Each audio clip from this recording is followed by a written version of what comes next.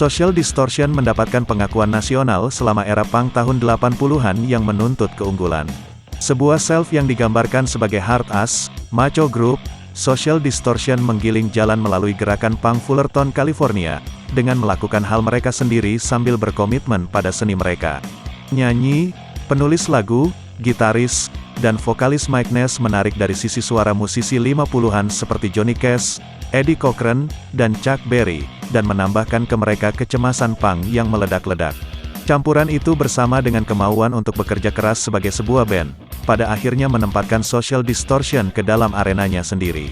Trouser Press Guide to 90s Rock menyatakan bahwa Social Distortion dikenal sebagai pola sonik untuk beberapa band yang membawa punk pop California ke masa yang besar pada tahun 1994.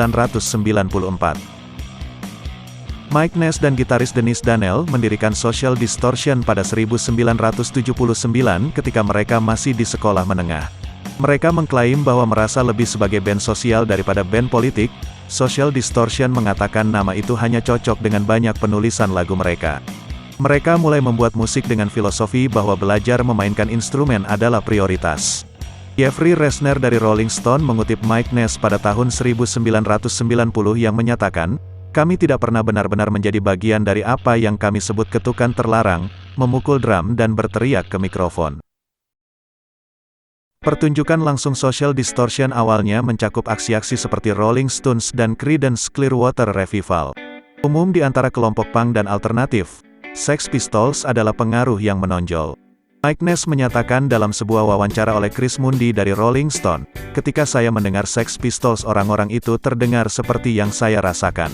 Ku jatuh cinta padanya," ujar Mike Ness. Inkarnasi pertama Social Distortion diselesaikan oleh Brent Lilles pada bass dan Derek O'Brien pada drum dan vokal. Debut mereka, Mommy's Little Monster tahun 1983, dihentikan di tengah kecanduan heroin Mike Ness yang hampir merenggut nyawanya dan mendatangkan malapetaka pada karir band. Lalu Lilles dan O'Brien meninggalkan grup selama tahun-tahun yang penuh gejolak itu, tetapi digantikan oleh drummer Chris Recce dan bassis John Maurer pada tahun 1984. Pada tahun 1984 masalah narkoba Mike Ness menghabiskan sebagian besar pendapatan band, dan mereka menghilang dari pandangan dengan hanya sesekali tinggal di Los Angeles atau San Francisco. Akhirnya pada tahun 1988, Mike Ness mengaku telah berhenti dari kecanduannya. Penawaran 1988, Prison Bond, tampaknya merupakan karya yang diciptakan dari perasaan persahabatan dengan Johnny Cash karena berisi suara gitar akustik yang berat dan pengaruh country yang signifikan.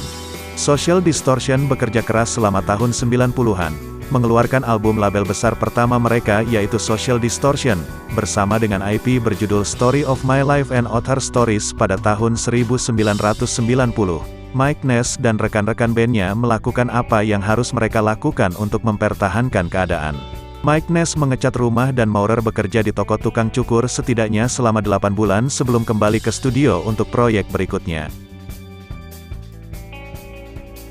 Album Somewhere Between Heaven and Hell adalah sebuah kronik kehidupan di jalanan, patah hati, punk, kecanduan, dan kehilangan kepolosan. Melanjutkan gaya ekspresi rock 3 akord mereka, bahkan sambil melepaskan nuansa listrik liar dari Social Distortion. Kumpulan single dari hari-hari awal mereka pada tahun 1981 dikumpulkan bersama dengan beberapa lagu kompilasi, untuk rilisan tahun 1995 yaitu Main Linear. Jelas dari karya sebelumnya bahwa Social Distortion sedang memotong jalan mereka sendiri melalui lanskap punk. Meskipun musik Social Distortion telah dibumbui dengan rock and roll vintage, band ini tetap mengikuti zaman modern dengan menyiarkan konser langsung melalui internet. Akhir tahun 1996, pertunjukan yang terjual abis di Hollywood Palladium tersedia untuk dilihat di web Social Distortion. Menangkap suara live mereka dari 3 konser yang dimainkan di California Selatan dan merilis sebuah proyek pada tahun 1998 berjudul Live at the Roxy.